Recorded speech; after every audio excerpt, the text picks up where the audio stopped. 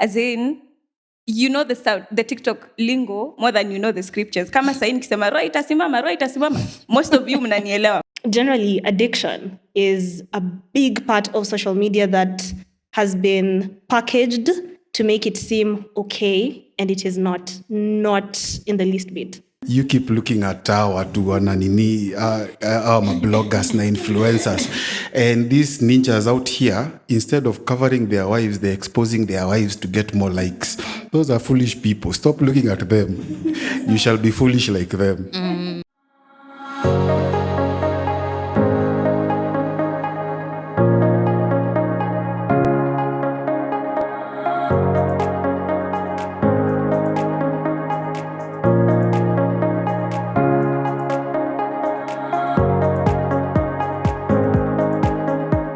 Welcome to the Enriching Podcast. And today we are tackling the double tap conversation. Should we scroll, stream, or seek God? Is it just about vibes? Or is it about values? I am Stephanie. With me here today are 4 guests that I'll let them introduce themselves with all the hats they wear so that I don't get to sell them short, please. I am Albert Shitakwa, privileged to be the pastor of Green Pastures Tabernacle, Hebron City, which is here in Utawala. Okay, well, the hats I wear include, but are not limited to, a fedora, a beanie, for example. My name is Kigami Lorraine.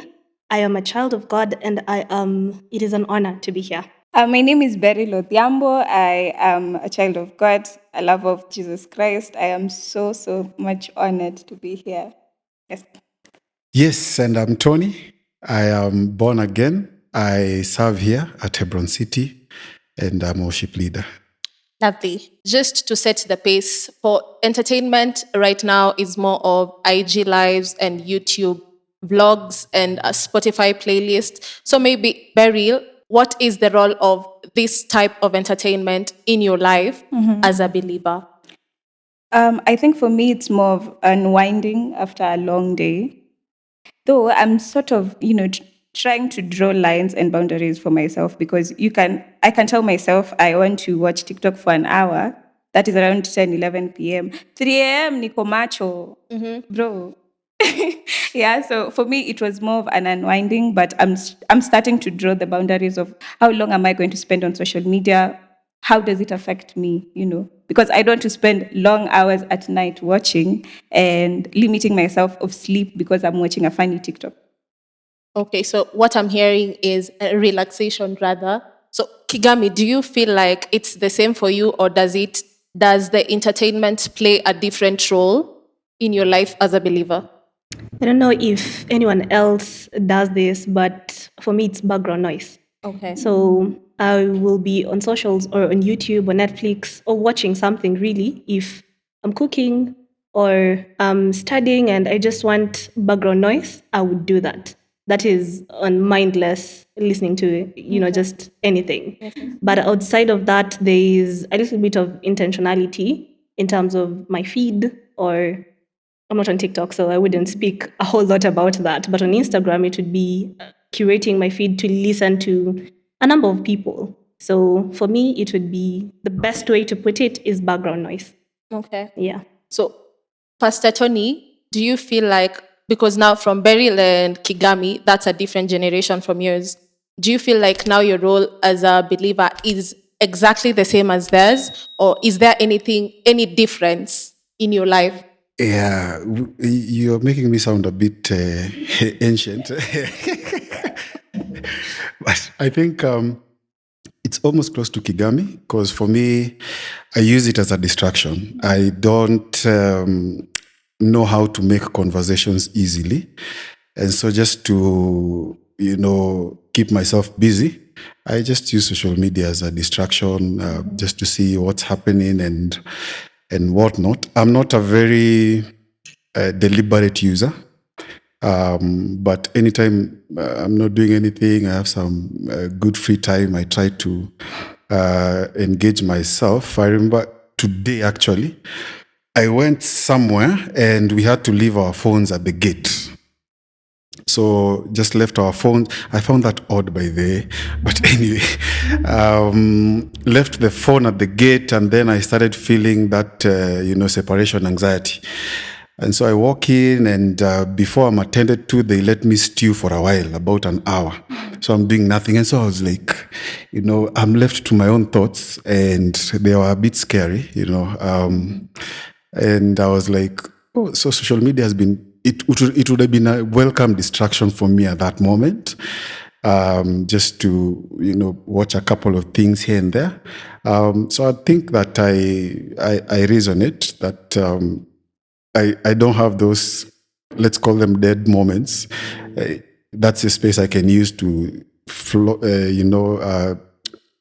look at a couple of things and whatnot. But I don't consider myself like a deliberate user per se.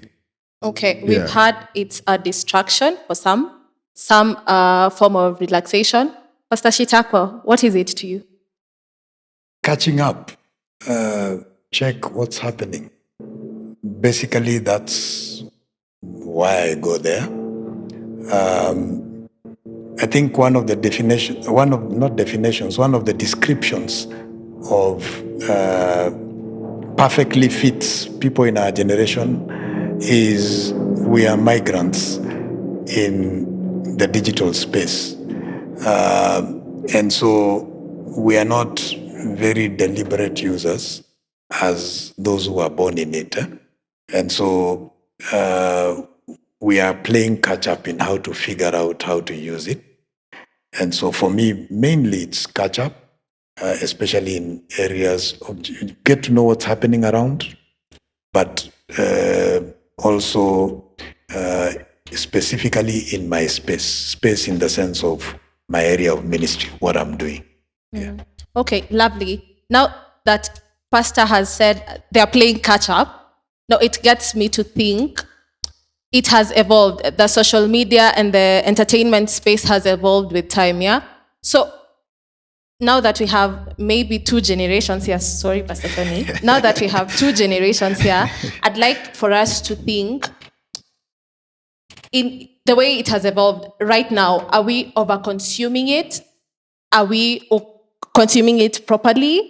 Or what's your take on that? The consumption that you're doing right now, considering now from your generation, Pastor Shitakwa, you guys didn't have social media. Now, right now, what's your thought? What's your thoughts on those? I think when it came, there was an initial excitement mixed with anxiety because it's new technology. But then soon after, because we are having children and you begin to see that it can be very consuming. And so we tended to react by fighting it. We took a lot of time fighting it. Then we later realized it's here to stay. And so instead of fighting it, we started thinking about how do you then tweak it and use it for good. Because most of my generation looked at the world of social media as evil. And so how do you then make it healthy, make it good? And so that's the time now we are in, where there is a sense in which we are beginning to bring content to it to try and make it so that you can go there and find something good. But generally, the most part has been a negative mindset, and that has affected how we in our generation look at technology. So you find parents would be, we are always discouraging, our kids from using technology, and not appreciating that these guys are born into this thing. It's what they know. For us, we didn't have it. Now we have it. These ones don't know the part we had where we never had it. And so they don't know that life. Their life is, they were born into it. And so how then do you help, make it more useful than destructive? But the reality then, from my understanding now, is that social media in particular can be very addictive, and it has effects, serious effects, if not handled well. And it requires a lot of discipline to handle it. So it's, we would call it, the way we would say, we in our days, we talk about drug addiction.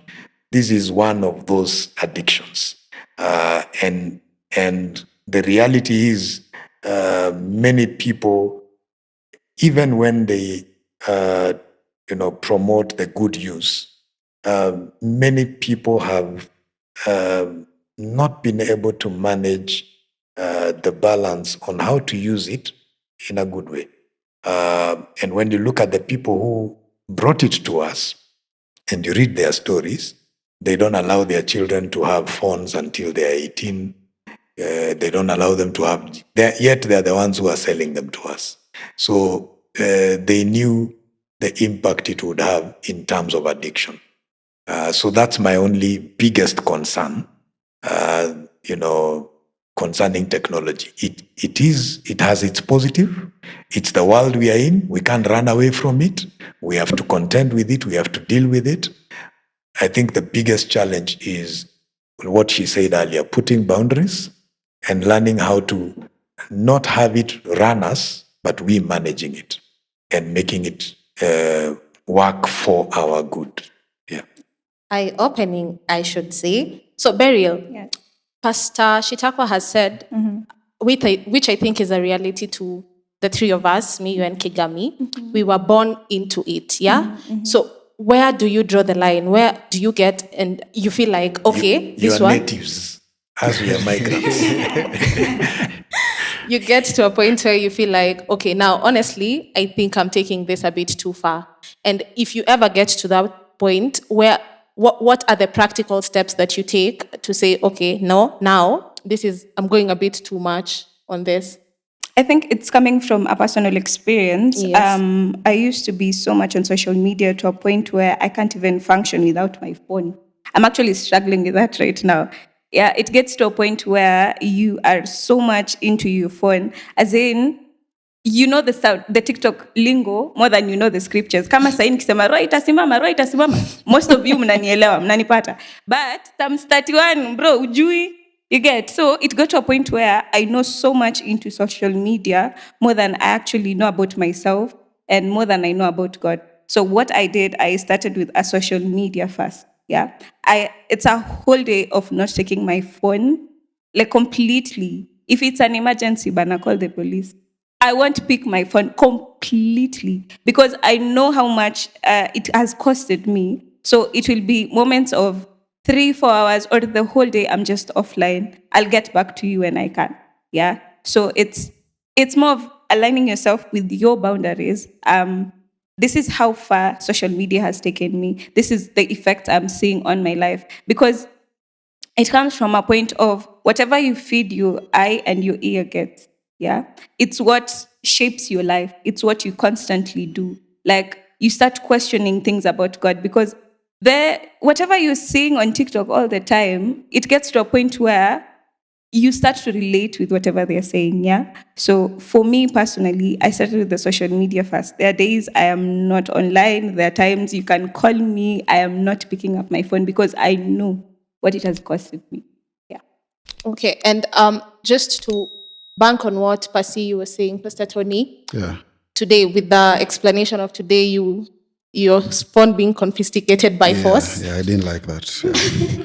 So that means we are now in the era of doom scrolling. We just want to scroll through your phone because now, if what is the most important thing you wanted to do on your phone? I doubt there was. Yeah. So it is doom scrolling, yeah. Yeah. So where do you get to a point where do you realize is it true that doom scrolling, or what Beryl has said, social media can actually shape your life, or are we just doing it for the sake of passively consuming this thing? No, there's no, in life, there's no vacuum. Okay. And nothing happens peradventure. It will either influence you knowingly or unknowingly, but it does. And human beings, we are creatures of extremes. We usually take things tunaipeleka mpaka mwisho, and right now we are dealing with matters to do with rolling back the effects that have come through the social media era. In and of itself, it's fine, but we usually tend to take things a bit too far. And we are actually, whether you know it or not, you're actually influenced by what you see. Reverend once taught that what you gaze upon becomes your biggest draw or influence. And I see it every day because, one, we have become very sensual. And by and large, it's through social media. Because you'll find that the people with the most followers, the people with trending stuff, many times there's some sensuality there. Why do the morning talk show guys get a lot of traction? Because they talk a lot of sensual nonsense, and people have itchy ears. Bible says in these last days, you want to hear. And I'm wondering, why are you so obsessed with other people's bedrooms?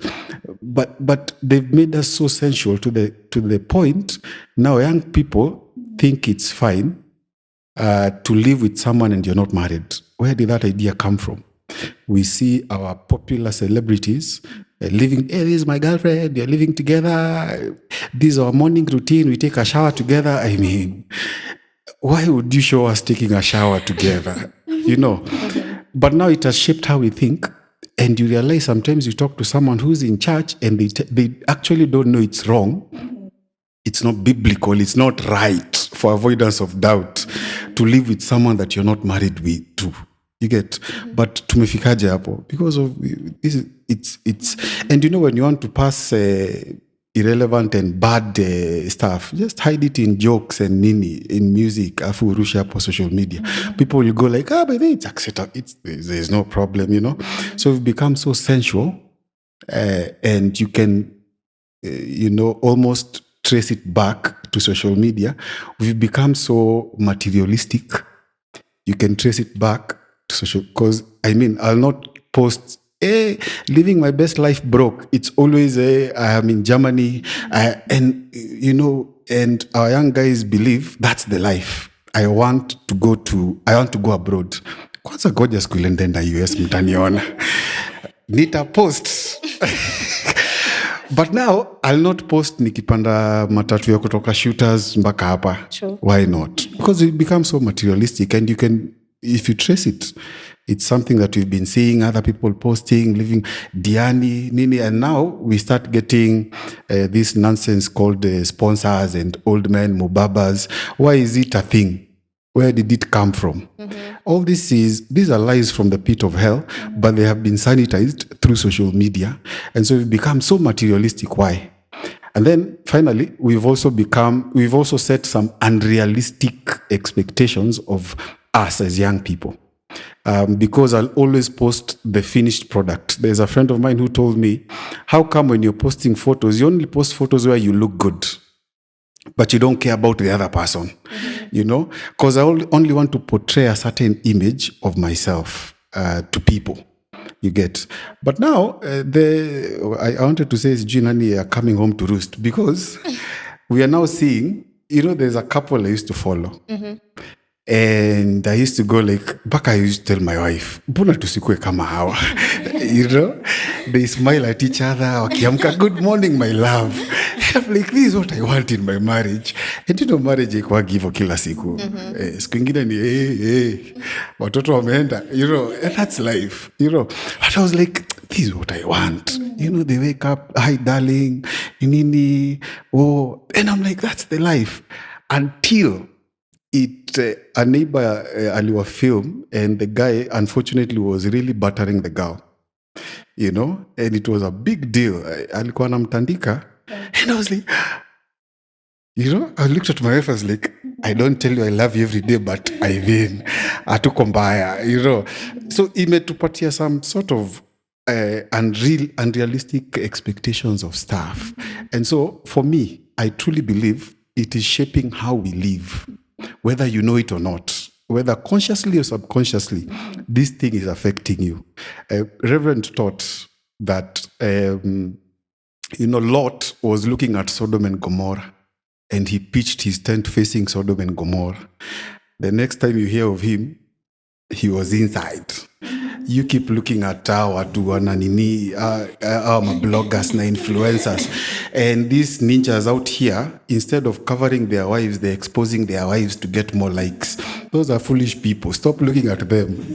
You shall be foolish like them. Lovely. You've said something that I'd want Kigami for you to pick it up.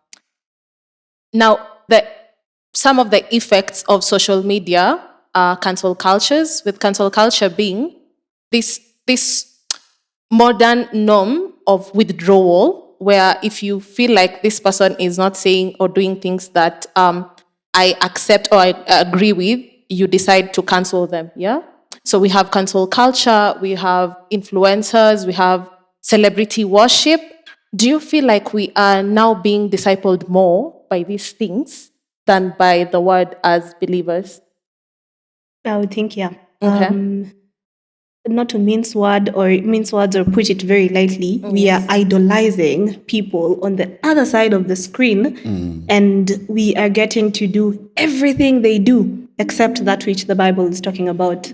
Scripture says, I think it's 1 Corinthians 10:23. Not everything is lawful, but not everything is beneficial. Everything is lawful, but not everything is for building up. So the way Pastor Tony as well as Pastor Shitako has said, that we have gotten to a point where over-consumerism has led to addiction. We think addiction is limited to drugs or it is limited to alcohol. Trust me, even food. You eat a whole lot of crepes, eventually it's going to affect you. You eat a whole lot of chips and no greens, eventually the doc is going to send you a bill. And we do not take or understand the cost of a consumerism on social media. We do not understand the fact that, the way Pasi has said, you get to see how someone else is leading their lives. You want it all so much, you forget that is jealousy. Is it not a sin? You get to see how someone else is doing something else to the point of stealing or lying. Is it not a sin? So we might want to say it is pretty and cute, but the truth of the matter is we worship a whole lot of people on our screens than we worship the Lord. You wake up and the first thing you open is IG or TikTok. Or the first thing is, this person had a live yesterday. I really want to see what the gossip blogs are saying about their life. What is the Lord saying about your life? I think the boundary and, as you've said, the cancel culture and generally addiction is a big part of social media that has been packaged to make it seem okay, and it is not in the least bit. Yeah. So we are being discipled by these things, yeah? Very much so. Pastor Shitakwa, how are we moving from being discipled by these things? Because now we are over-consuming it. So 90% of what is in our minds are these things, the cancel cultures, the influencers, what they're dressing, what they're saying. We are worshipping these celebrities, and they do not have to be their world celebrities, celebrities from church, or rather pastors or ministers from church. We are really idolizing these things, like what Kigami is saying. How do we get to move from these things and just like, no, this is not it? Because now we are in the ditch of it already. I mean, just to, as I answer your question, to speak Yes. into what they have said. Yes. The make-believe culture that is on social media, Kitambo, you would have to go to some space to get entertainment. Now it's invading your private space right on your gadget with you. And with that, it's normalizing stuff that was not okay by virtue of it being, you're seeing it a lot. It can, assumption is it's normal. It's breaking boundaries that we had and lowering standards that were there. And one thing I would say, just to ride on something that Pastor Tony has mentioned, that what you focus on becomes the strongest influence in your life. It doesn't matter what it is. Whatever it is you focus on, you pay more attention to, becomes the strongest influence in your life. Yes. And so Romans 12:2 says, do not be conformed to the patterns of this world, but be be transformed by the renewal of your mind. I like the J.B. Phillips translation, which says, don't let the world squeeze you into its mold, but let God change the way you think. And it's important you realize we talk about strongholds, and we imagine strongholds as some mysterious, spiritual, demonic things that we are dealing with.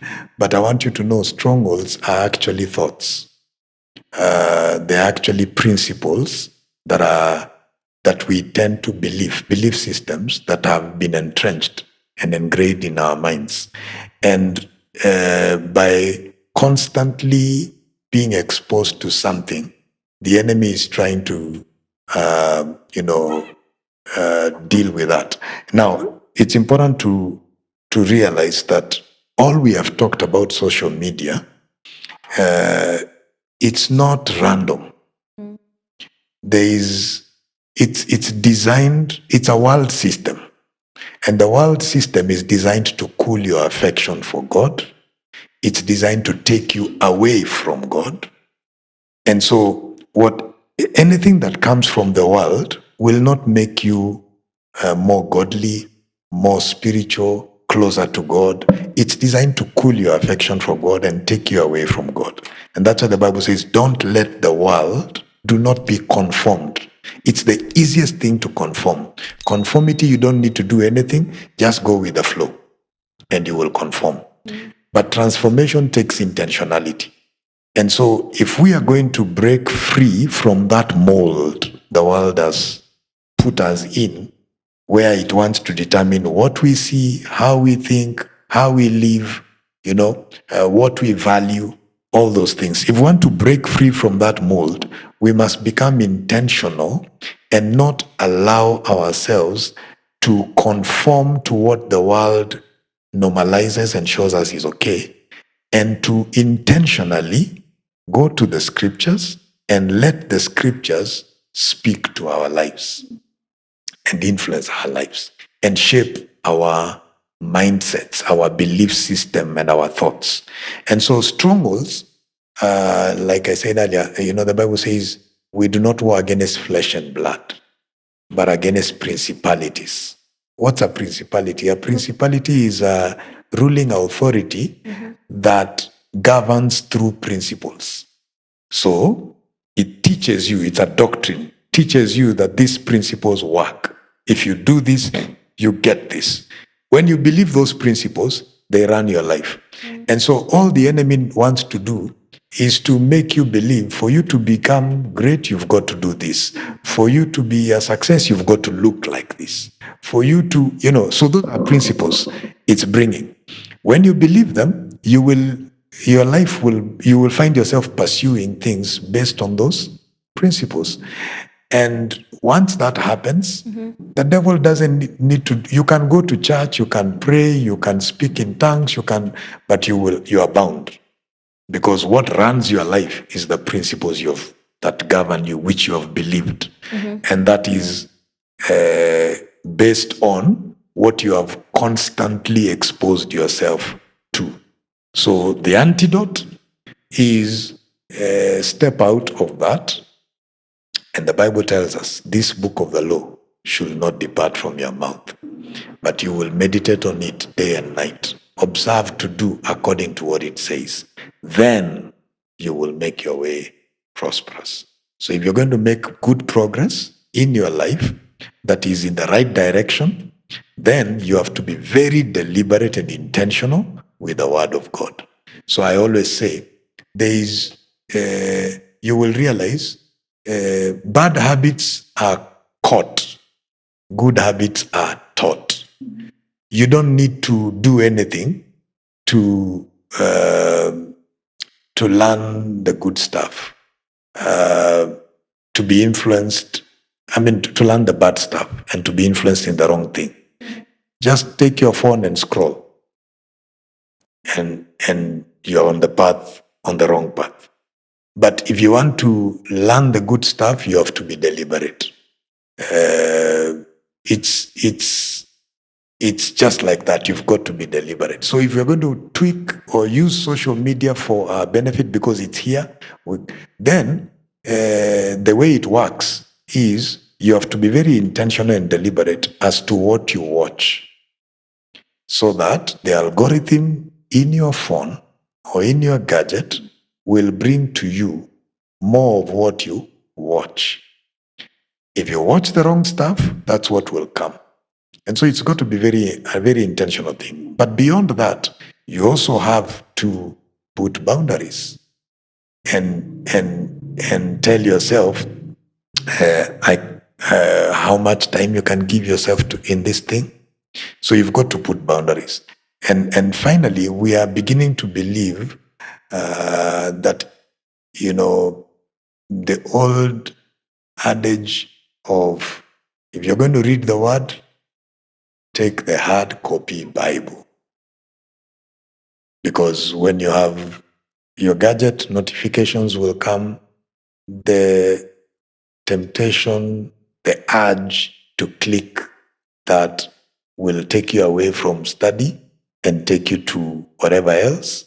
Before you realize, you've done 30 minutes, an hour, and that is influencing you. Yeah. So for us not to be conformed, it has to be a very intentional process. So I don't believe social media will disciple you. I believe discipleship, if we're going to talk about discipleship, you've got to be very deliberate to find communities, of people you relate with in church, wherever space you are in. Create communities where you can be able to get discipleship. It's not going to be in social media. Social media, even when you are intentional, should only be an adds-on, but not the primary source of discipleship. Insightful. So, what I'm hearing is you don't really get to be discipled until you let yourself get discipled by it, yeah? So, Beryl, now that Pastor Shitako has said that, it got me thinking that now when you are in the mix of social media not entirely for the right reasons, not for the add-on, as he said, you will lose your spiritual focus at one point in time. Have you ever gotten yourself to that point where you lost your spiritual focus? Most times, yes. It got to a point where I am constantly on social media more than I can actually take time to read the word. Like the minute you wake up, if you can't find your phone, hey, it's stressful. You haven't even confirmed if you're walking. The first thing you think of is your phone, yeah? Mm-hmm. So it got to a point where I am all the time, I'm seeking that small validation of what am I going to see today? I saw someone with lashes. Let me try and put it today, yeah?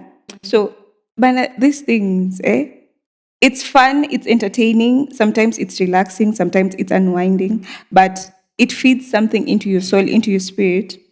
Slowly, by the minute you're actually realizing how far you have gone, it's too late. Yeah, so it starts with the intentionality, as Pasi has said. Yeah, it's intentionality with what you're watching, first of all, because what you're constantly consuming, it's what you'll start reacting to, it's what you'll start doing, it is what is shaping your life. as a person. Yeah, so it's intentionality, boundaries. Let me seek God the way I'm seeking my phone. Yeah, let me try and talk to God the way I want to try and talk to someone else in my phone. Yeah, the first thing I wake up and do is, try. Let me read a word.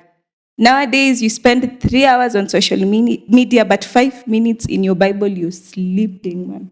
You get. So it's how intentional are you? What are the boundaries you put with yourself, within yourself? Yeah. That's lovely. And now that we've gotten to pinpoint the social media struggle we've seen, it is a struggle, it is one thing. Now, the big question is, what do we do about this?